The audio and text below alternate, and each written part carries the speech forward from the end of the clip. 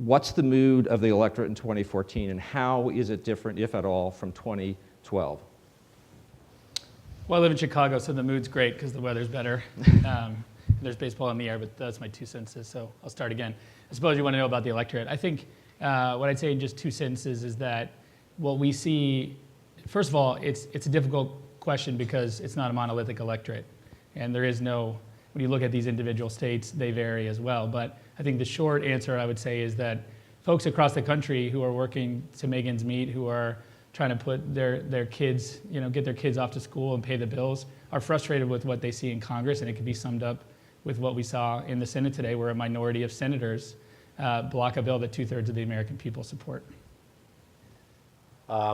In 2 sentences, I'll take the last point Jeremy made and go a step further. I think in 2012 and the years preceding that, voters were frustrated with Washington. I think that's bordering on disgust right now, and I think they really feel ever more disconnected from the people they send to this town.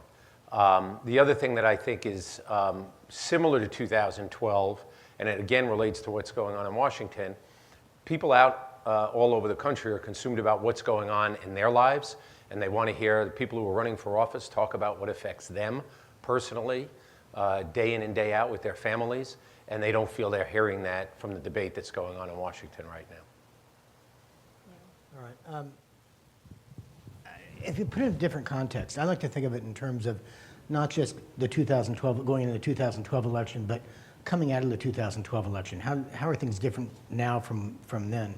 I think people left the 2012 election and went into the second term of President Obama with hope, with a sense that things were going to change. And I think now there's a depression. I agree,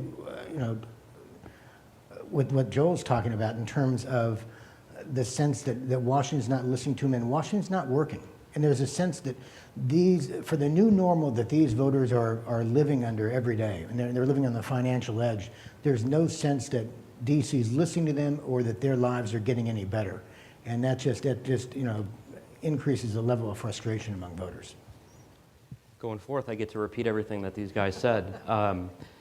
On top of that, it's very negative, the climate out there, and one of the things I would see that changed dramatically from 2012 is that at the time, voters were willing to trust the president one more time. They had believed in hope, they had believed in change in 2008.